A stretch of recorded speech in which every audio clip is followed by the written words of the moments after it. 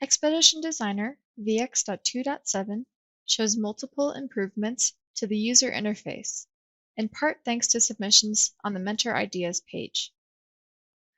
Previously, the Grid Snap and Grid Display options were contained in the same toggle button, but now they are separate, allowing for finer control over your grid options during schematic design.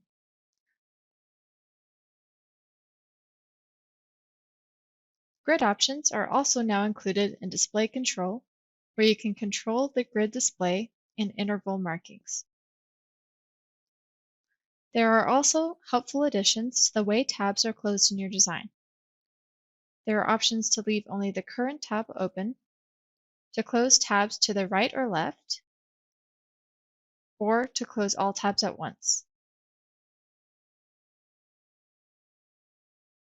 Additionally, keyboard shortcuts have been rationalized to match Expedition layout and industry standards.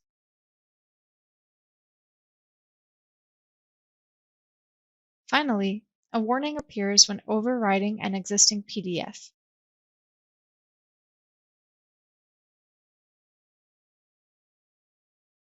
These new features align better with your other tools and make it easier for you to use Expedition Designer.